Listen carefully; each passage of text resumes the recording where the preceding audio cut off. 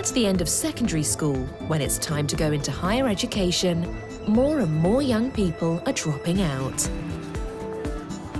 In Lyon, the Anne Lumière, or Light Year Association, offers a one-year program to help them regain their confidence and taste the realities of the world of work. Here, they teach us all the important things in life that you don't really learn at school, like writing a CV or meeting adults from the sector you're interested in. I think it's something that should be for all students. They do a lot of workshops on self-awareness, discovery of the world, interdisciplinary skills, project methodology. They have a trip in Europe, which they organise themselves, and they set off in pairs for 2 weeks to discover a town in Europe. They have an entrepreneurship program, and they do work experience, either in community volunteering, or an internship or student job. This is great. Unlike traditional lessons, these young people take part in all sorts of workshops where they consider practical situations. We'll take the same scenario with a boss and an employee who wants a raise. The idea is that they already know they won't get a raise. The instruction I'm giving them is to try to find 2 non-verbal signs which show whether the boss is a good guy or a bad guy. It might be something simple, like I have my arms crossed, my shoulders are hunched forward, or I might raise my voice. Off you go.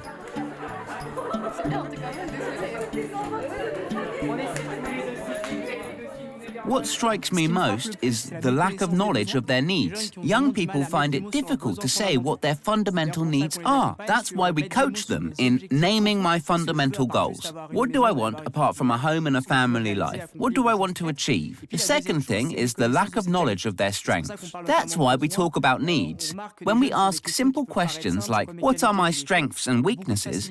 Young people easily talk about their weaknesses. They've often been told about them in school, but they haven't had their strengths pointed out. What are their strengths and what makes them unique in the world?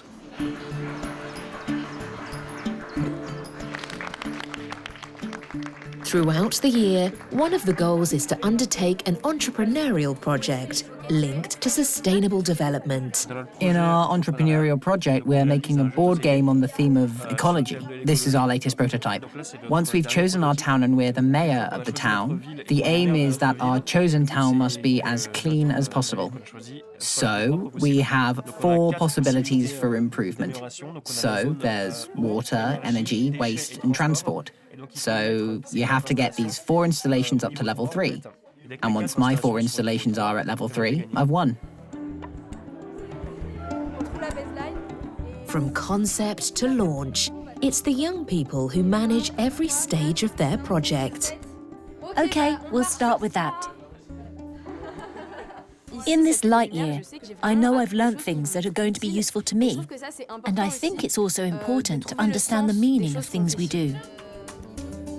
And even the volunteer mentors from the business world find their inner teenager. They have to create something, and it's not easy from a blank page. I think it teaches you a lot more than I learned at school. They're tackling the reality of business. I come here because I'd have liked to do this with them. It's good because we're all working for the same goal and the same project, and we all support each other. That allows us to be more confident and to progress in our own projects. We need to stop saying that some people are better than others and be more united and complement each other.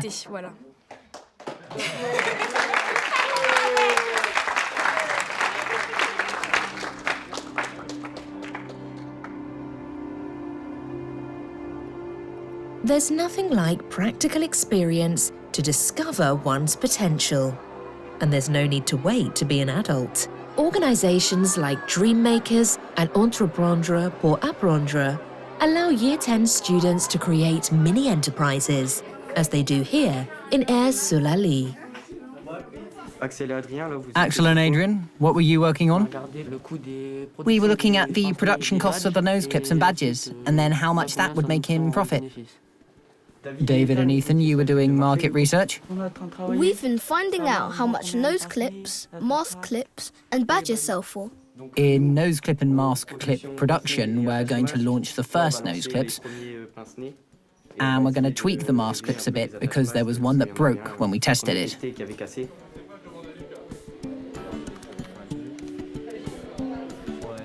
That looks strange. When I talk to people who've done the Mini Enterprise before, they all say that the Mini Enterprise was the first and almost only project where they were able to do what they wanted to do and not what other people wanted them to do.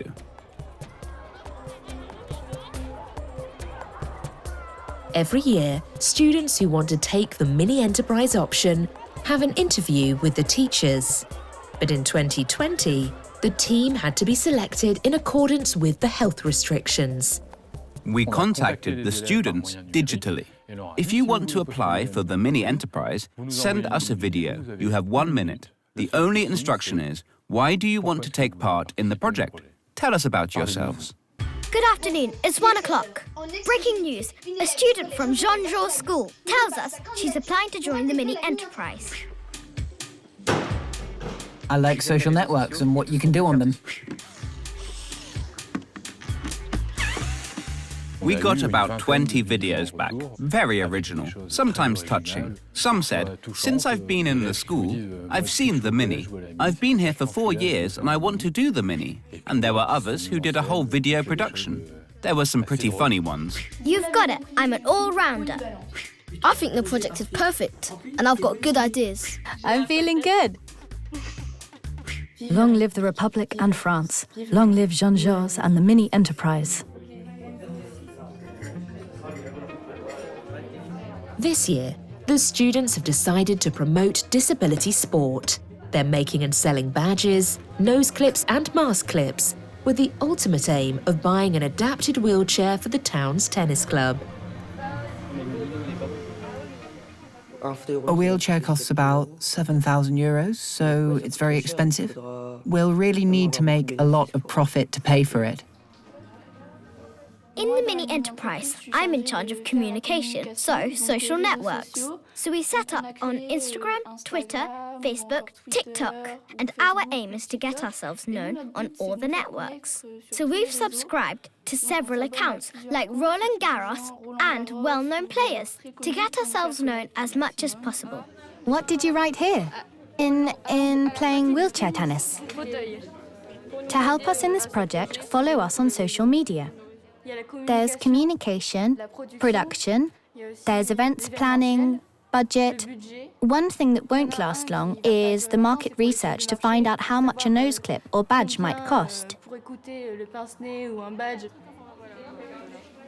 Oh yeah, that's good. Fantastic. So you'll do a large print of that for the entrance? Yes, A3 size. Have you done some research? Yeah. Rudy Alba runs this Mini Enterprise option with his colleagues in maths and English. This is something which is interdisciplinary. For example, if I contact a supplier because I want to negotiate a rate for the materials to make my product, I'm going to send him an email. That email has to be free of spelling mistakes, or else it doesn't look serious. So, the disciplines feed into the project.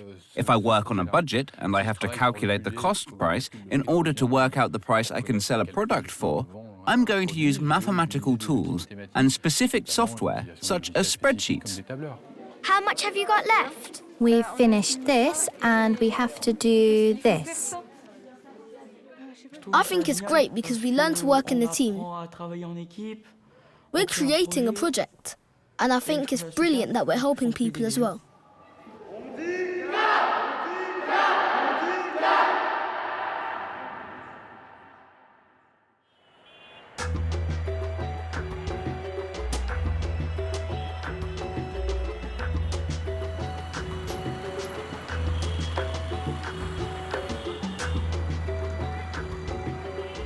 Working for the common good is a great motivator. It's hardly surprising that in Gandhi's hometown, a whole school is based on the concept ICAN, which can be understood as I can change the world.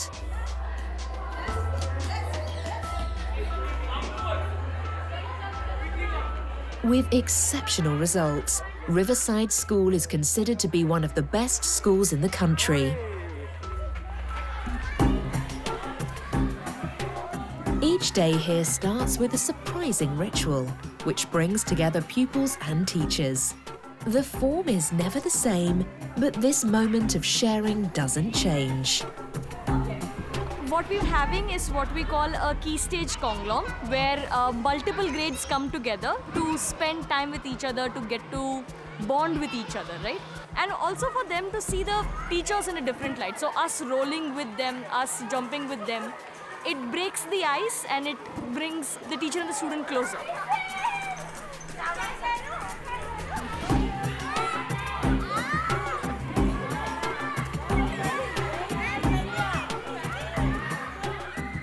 It's that unique time that we have, which is specifically meant for relationship building. I mean, a lot of times a child might come disturbed from home, worried or even sleepy, right?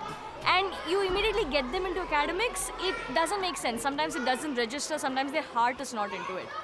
But a time like a conglom helps them break that, helps them get away from the various emotions and also tune into what's happening currently. It's also a time when a teacher realizes that, maybe the student is not emotionally feeling too well right now. So it's a time for them to notice, talk, get to know each other, and hence make the day smoother.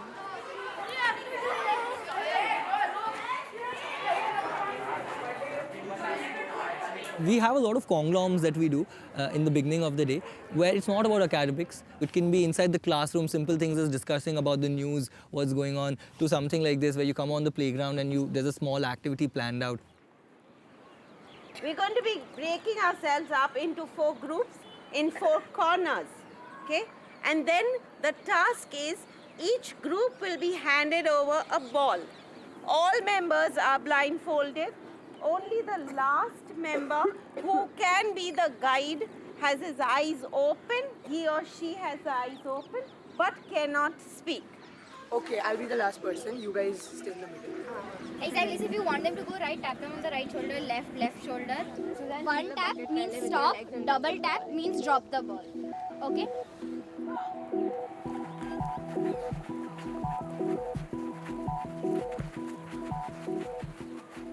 A lot of the students see the benefits of these, they understand things out of this, but some of them, and probably since I'm an alumnus, I was one of those students at that time, like, oh my God, we have to go for another conglom. But today, I actually believe that these are the things that actually shaped me as a person. Now that I'm back, my aim is to create such experiences for these students where consciously or unconsciously, they are picking things up. And I hope when they go out in colleges, when they are working, they will realize that they have skills that will help them navigate through life.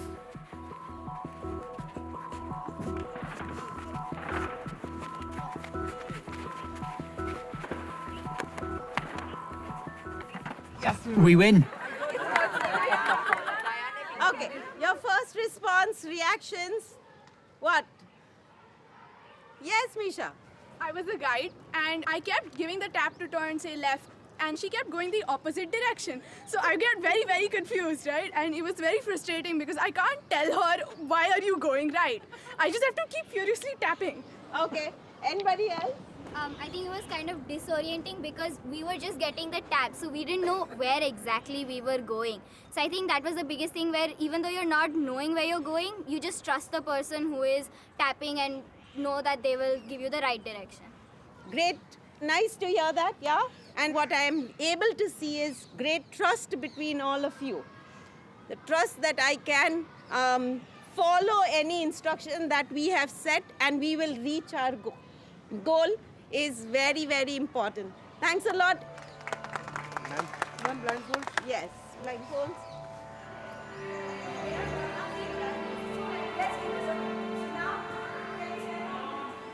I'm here in Riverside since pre-K. I have spent like 15 years of my life in Riverside, and the bond which we have with our teachers especially, that's very strong. The first day that I walked into Riverside, I was in grade 8, and the teachers hugged me. They didn't know my name, they didn't know where I was from, who I was at all, but I was greeted instantly with a hug. Whereas at my old school, the teachers barely used to know my name because of the size of the classroom that I was a part of.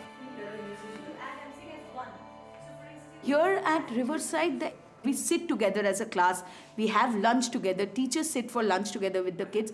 So a lot of focus in this school is about relationship, building relationship. Every teacher knows every student that they teach really well. We have friendly conversations, we ask them quizzes, riddles, we play games with them. So it's more kind of like a friendly environment rather than a teacher-student environment per se that you'd normally or usually see.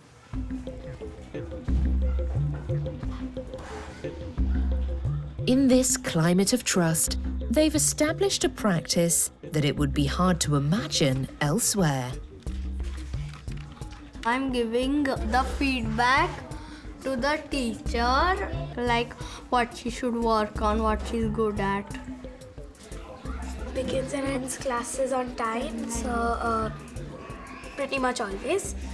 Is well prepared for the class, always. Shows interest in the subject and the course, always. Returns evidence and checkpoint within a week, often. The teachers provide us feedback and we are to take it constructively. So I think that's a very key thing. When we provide feedback too, they take it constructively too and do not look at it as a sort of criticism. And even if it is slightly criticizing, they'll take it in a positive way and try to compromise somewhere and try to change it a little, because obviously not everybody is perfect in the first go.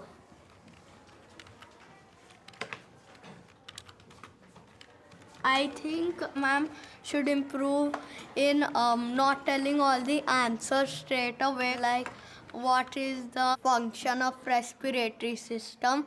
So underneath it she writes the answer. So what I think is she should rather keep it a challenge for us.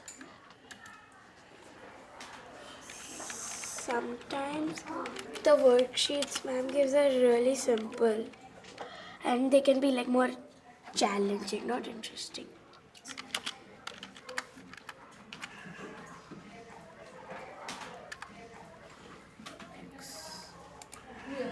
Therefore, it is an aqueous solution and therefore colorless. I think it was physics that we were struggling in, and it changed completely when the teacher received the feedback from us and the teacher started introducing new languages of learning, different ways that we could learn the subject and understand it in a better way.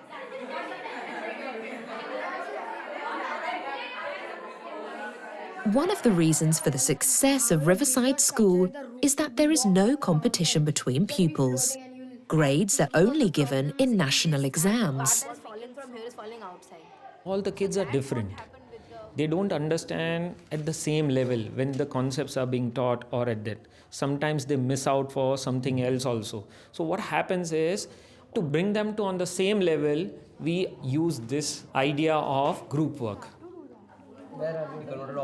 So if somebody is lacking, they are pulled up by the others, which helps them, gives them confidence and allows them to identify, decode things which they maybe not be able to identify by themselves.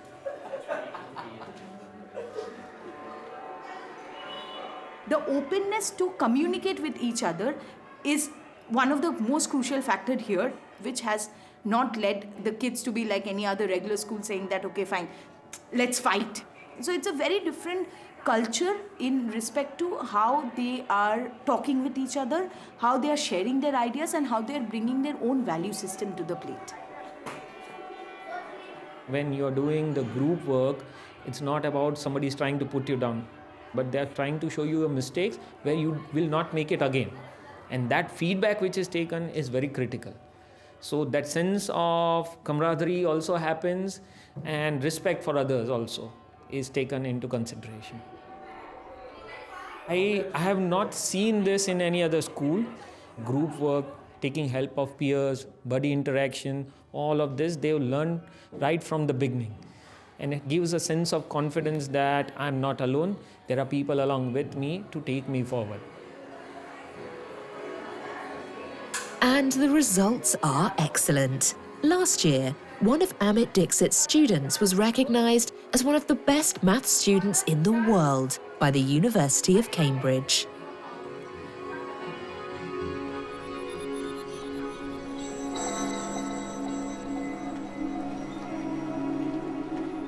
Aside from exam results, school is the place where the values of coexistence are shared and developed. To this end, in the UK, schools include in their curriculum a subject that's controversial in other countries: religious studies. My question is, why is it important to know about how other faiths view the afterlife? I feel like it will affect how different people act in this world, and it will affect them as they will know how to behave socially, and they'll have different views on how to behave socially in order to reach what they want to reach in afterlife. So how do you conduct yourself, and is that entirely based on, and therefore, what does that help us to understand more then? So you've given us excellent insight there. What else does that help us to understand? Religion affects people's purpose on earth as well. So some people feel might be to get to know God better. Some may feel like it's to help people on earth and do lots of different things. Fantastic. So that link about why we're here. Some people believe that heaven and hell is not like a physical place, but it's like a psychological place. Yeah. So there are those that believe it's a psychological reality. So therefore, it's metaphor when you look at Holy Scripture, like, the Bible, the Quran, and so on. Yeah, they talk about it. The Abrahamic faiths talk about it in different ways, don't they? What other ways do we know? There's a belief of purgatory where people can go to help them get into heaven. Do we know any other beliefs around sort of purgatory, that waiting room? Do we know of any others? Muslims believe that you can have punishment in the grave if you're a bad person in this world. However, you'll have goodness in the grave if you're a good person in this world. Yeah, excellent. So you've got barzakh and you've got purgatory. They're really similar concepts, and both of them are kind of like this waiting room where you can wash away those sins before you get to that judgment, basically, resurrection, judgment. All three Abrahamic faiths believe in that.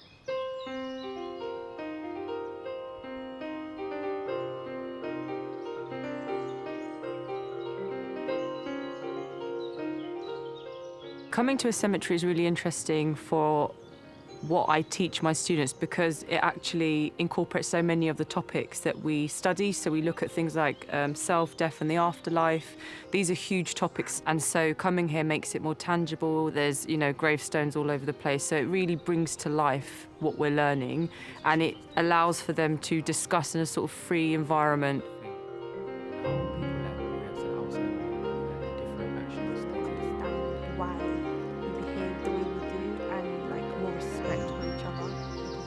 Religious studies, I think, is fantastic for the students, and for when they leave us, it is all about them being citizens of tomorrow, as cliched as that sounds, but that is absolutely the case. So when they leave us, the more knowledge they can take out into the world of them about the other, the more cohesive our society can be. So all of this is really beneficial.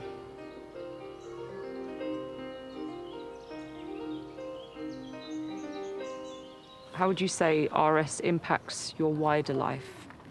For me, because I want to do medicine in uni, I feel like the ethics part of RS really helps me, because we can talk about abortion and things like that, which people have different beliefs on. So Aquinas talks about in natural moral law how abortion is completely morally wrong. So you could understand why some people would completely disagree with that. And it would help me in my life to understand why other people have those views. Yeah, excellent, yeah. Does anybody know of any other similar concepts to that? A lot of my wider family are religious, so it gave me the ability to understand where they were coming from when it came to their beliefs, even though it wasn't sometimes what I believed in myself. Yeah, nice. So understanding, lovely. I think that it's given me the ability to have conversations across different cultures and sort of understand where they're coming from, and try to engage in meaningful discussions, if that makes sense. I think living in London is quite important because it's very diverse culturally, and you meet people from all different faiths, and you learn about religions and cultures that you would never have heard about if you lived somewhere else, basically. So it's very significant for living in London.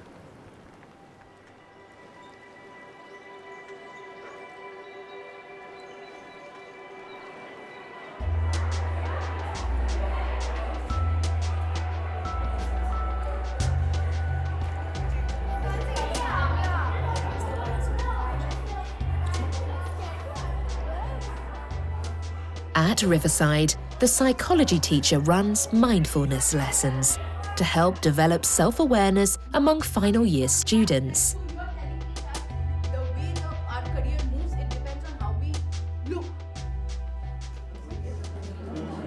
We did LGBTQ, we did gender equality. We tried to come into a consensus that where all this are coming from. Also connecting it with is something which is body shaming. What do you mean by body shaming? Just the word body shaming, what do you understand? If someone is fat, then maybe calling them like an elephant, and if someone is too thin, then maybe calling them undernourished. Okay. Anything else? You probably taunt them in front of a large group. Through mindfulness, we mainly want to see that their understanding of their mind, their body, and their own self. So completely focusing on them as an individual and nothing else for that matter. Being aware of what are you, yourself, and then going diverse and leading it to the different aspects of our day-to-day life. Now, where do you think body shaming is coming from? Riva? Over time, we tend to see only very specific types of bodies in the media. We get conditioned into thinking that this is what a body should look like, and anything that's too far right or far left of that ideal is considered extreme and something to mock. Correct. What else? Media is one. Yes, Onam? I think also there are people who are really influenced by this media that create pressures on people in order to make them feel that they are not good enough to be a part of their group. So that's one of the main reasons people face. So again, the feeling accepted or to feel accepted. I feel now with all this chaos and confusion, things are messed up. But what we can do from our own self to change that mess up into something different, it lies in our hand. So I think the continuous conversations about being human and not going into that rat race, demeaning someone and getting ahead of their own self, those kind of conversations will help all the kids across to stop, pause, reflect, and then move ahead, and not just as a unhealthy competition, but as a healthy competition.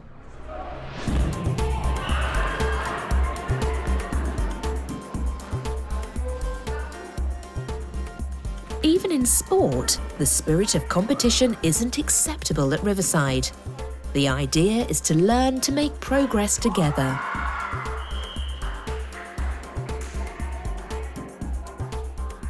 Usually sports is only for people who are really competitive, fastest, tallest, strongest. When we play sports like soccer, the ones who actually love soccer will be completely into it. The ones who don't play soccer will just be wanting to stand on the side. And that is the story of sports that we wanted to change. One of the ways we do that is by having a completely new sport, a sport that no one's played before.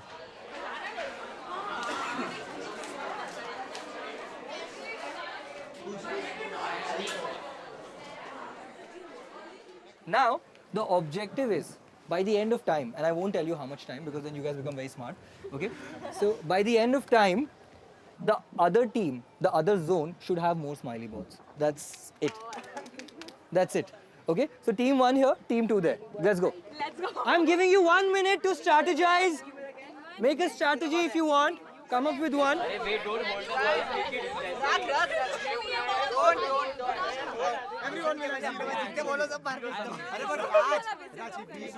Two important rules. As soon as I blow the whistle, if there is anyone still throwing the ball, your team automatically loses. Secondly, if the ball goes outside, that ball is out of the game. Okay?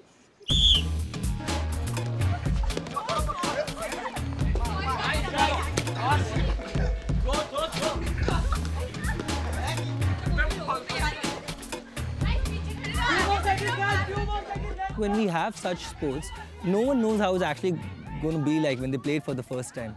So no one can already be good at it, no one can be better at it than everyone else. That puts everyone on the same page, everyone's at a fresh level. Girls and boys play together. And the beauty of this is that you won't find any individual who's out of it. Step out, stop, stop. Step out, step out, step out, step out, step out, step out. 4, 5, 6, 7, 8, 9, 10, 11, 12. Yes! Alright guys, now this is only a 1. Alright. 13! Everyone. Can we strategize one more minute? Yeah, you get 1 minute. We'll strategize. What we actually want them to pick up from sports is, leadership qualities. To be able to work in a team, to be able to empathize with people, to be able to lead a team towards a common goal. A lot of things that they can use anywhere in their life. Let's go.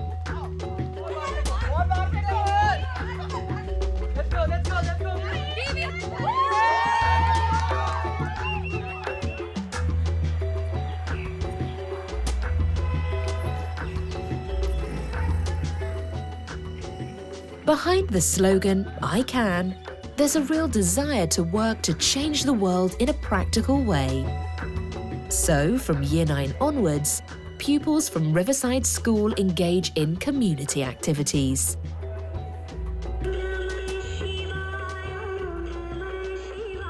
In my school, we talk about not only our content, how many marks we get or how well we have scored in our exam, but we also talk about our heart, how we are contributing to the community.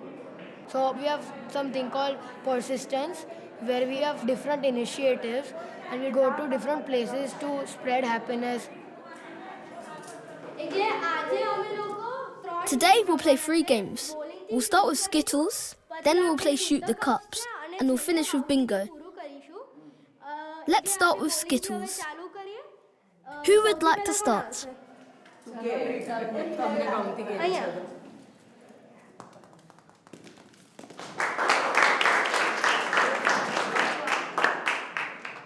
Every Saturday, we conduct a 1 hour, 1.5 hour session with the grandparents. So we play games with them every time. We try to include a few games that they like or enjoy.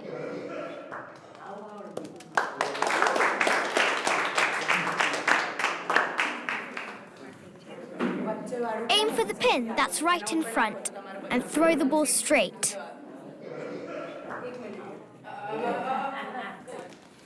In the start of the year, I was not really comfortable meeting the grandparents. I was a little shy, but as I went on, I was a little more comfortable. Now I talk to the grandparents and I'm happy.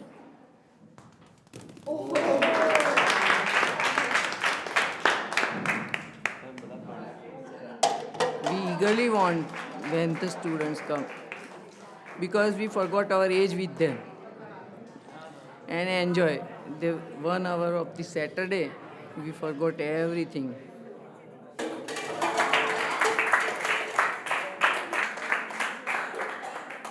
Rupa is in Year 13 and she's leading this activity from the retirement home. We started out about 4 years ago and I've been here from the very start. And I think staying with this initiative for so long, being persistent with it, has changed me because I can see how happy they become whenever we are with them. The way they're always waiting to see us and the way their mood changes. So as you see the impact, you feel driven to come here every time and be there for them.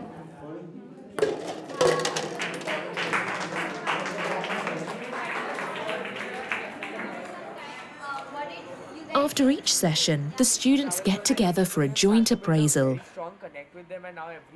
which helps develop their ability to speak in public. I thought that graded this time they were all not sitting together, so that was good. Everybody was with grandparents, interacting with them. Yeah, I think in general the session was great and everybody participated. Grade 8. Good job. We'd want you to keep doing this every time, every session, have more interactions. This time we kind of nudged you to. Next time try to make that effort by your own. So this was great.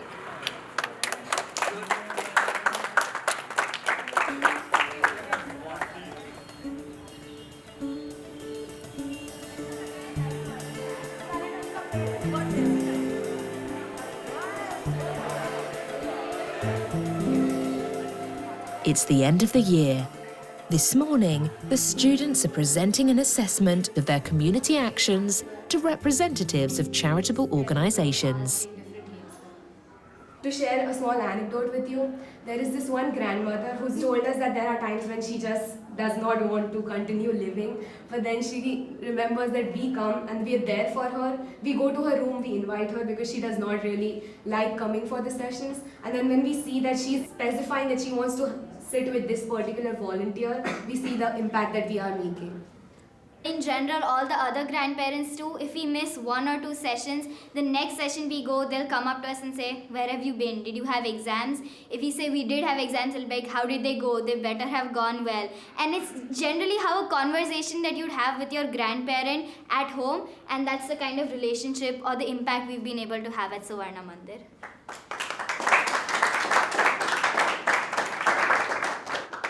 Initially, I was a little reluctant because it was out of my comfort zone. I used to just observe the sessions, look at my seniors and how they're conducting my sessions.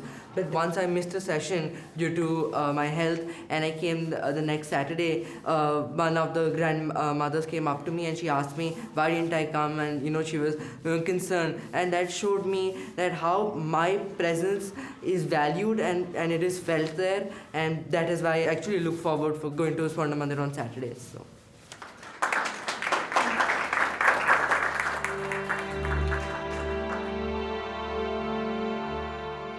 Within the framework of their community action, other students go to the hospital every week for sessions in the pediatric department. We're going to share our journey over 2019 and 2020. This year was a big year because we've impacted 650 children. We have spent 80 hours in 40 sessions, and we are a group of 22 volunteers. So what we make sure is by the end of every session, every child at least smiles by the end of the 2 hours that we spend with them, with the activities that we do or the way we interact with them. So last year I was like, why should I go there? It's not helping me. But then it was made compulsory for me to turn up for the sessions. Otherwise they'll take my phone away. Yeah. So this all happened, and I slowly started to enjoy talking to kids. And by the end of the first year, I found a purpose to go there, because if I'm making someone happy, it makes me feel that my life has some importance or I have some significance.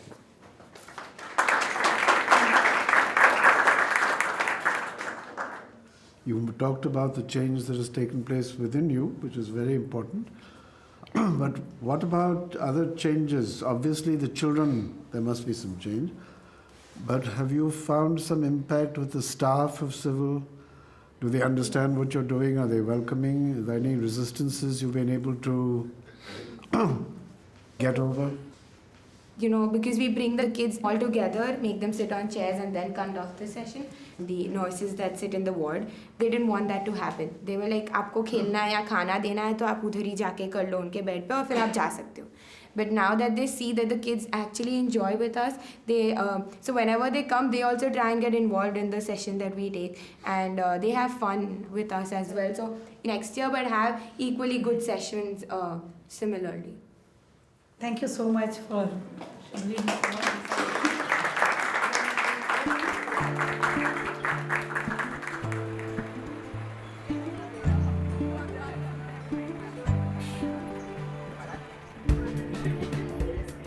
A very important event is being prepared at Riverside School. It's the presentation of their ICAN projects, where each pupil in Year 12 will show the results of their individual work over the year. Go to every stall. Go to every stall. Pupils are free to choose the subject according to their personal interests, but the projects are all developed with the idea of working for the common good. I teach grades 5, 6 and 7, and I teach them through the use of models so that it stays with them. Because I've learned that through my learning, whenever I learned it through an experiment, I could relate to that experiment and thus remember the concept. Through my ICAN project, I've been trying to learn how to invest in the stock market. And while investing, I make sure that I pick up ethical companies, because share prices are not only based on the performance of the company but also the reputation of the company. So it is very important for me to stick to companies that have a good reputation so that I can make a steady profit. I have made a prosthetic arm for the amputees, So this basically takes the muscle movements from the remaining arm of that person and it sends it from here to there, and this acts as a normal arm. So if you think that you want to close your hand, this will also close this hand. I was pretty impressed by what I've seen because most of the things that were there, I was personally very interested by what all was happening, and I think they've been able to make a lot of progress in whatever they're doing in the limited amount of time. So today, here we are. I would like to welcome you all to ICAN Talks 2020.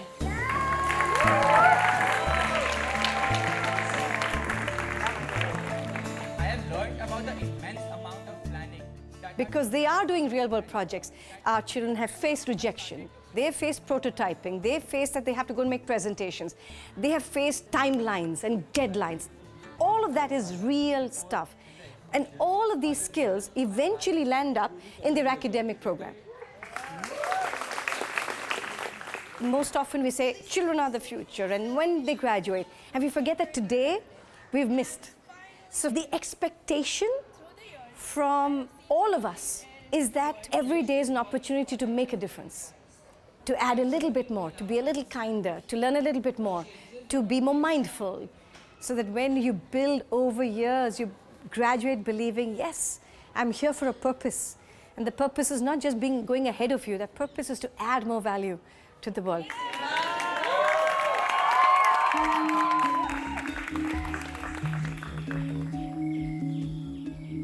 In a better world, all children would be able to access the best education possible.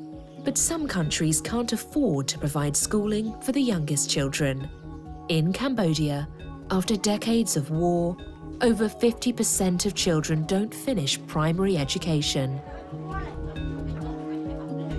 In response, Van de Ook, an ecological activist, started the Coconut School. Located in a nature reserve, the school welcomes all the children from the area. The first time he came, he asked 3 of us if we wanted to go to school. I said yes. 1 month later, he started the building work. I could hardly believe it. But he succeeded in building the school and taking in pupils, so we went to enroll.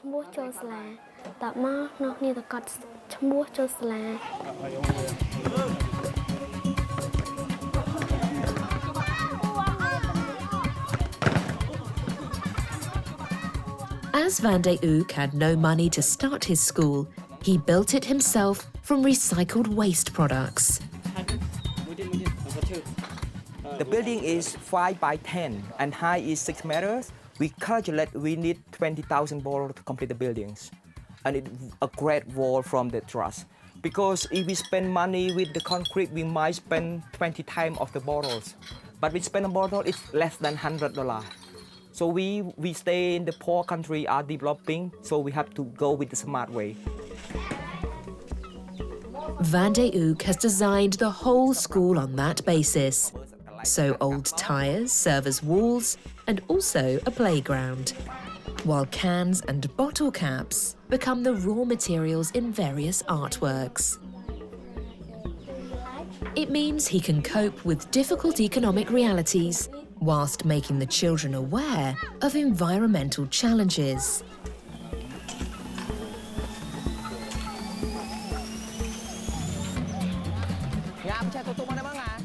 Every Friday, they go into the forest to pick up litter, mainly left by tourists who visit the nature reserve.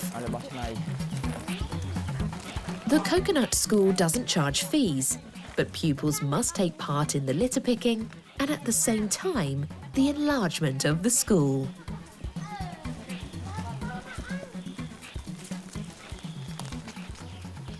I suppose when they leave school, in 5 or 10 years, they will become a new people to caring about nature. This is the way I'm talk with them. I said, you can kill yourself sometime, but don't kill a nature. You know, nature stay long life than our lives and very a lot of benefit. So keep this benefit to our next generation.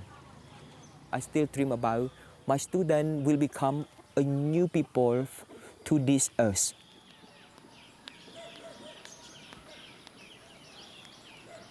Three years ago, Nun joined the Coconut School. Before that, he begged in the street to feed his family. He's 13 years old, but years of malnutrition mean that he looks half his age. The school has changed his life. There are two conditions for joining the Coconut School. 1. No working at the side of the road, or you have no right to be here. 2. No gambling. Those are the two rules of the school.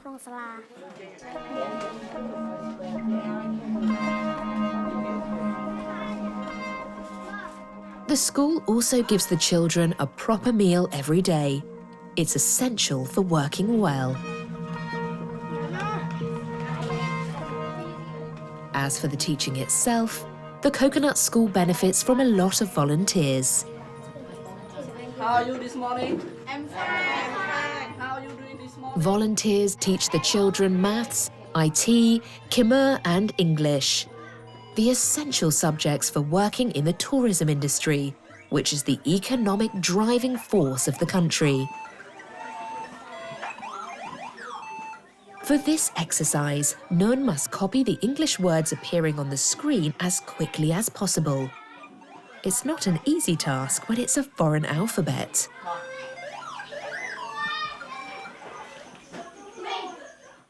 You got 95 characters right out of 300. 95? You understand? Off you go.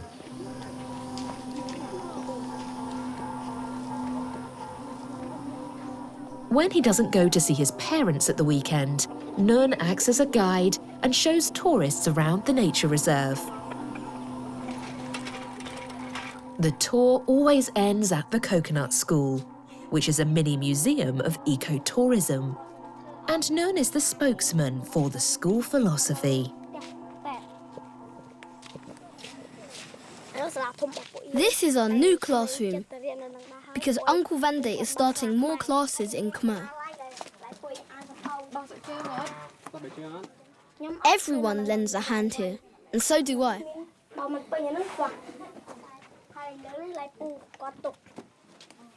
I have two dreams. If Uncle Vande decides to leave one day, I'll teach the poor people. And then if someone else can replace me, I'll leave and find another job. Okay, macaroni. 1, 2, double 1. 6, 7, 8, 9, 10. Like other pupils we've met around the world, Nun has been lucky enough to find a school and teachers who listen to his needs. And what if that were the future for schools? Giving children the desire to learn, offering them autonomy, teaching them to listen to others and to the planet, managing the challenges of an ultra-connected world, and ultimately making them into the enlightened citizens of tomorrow.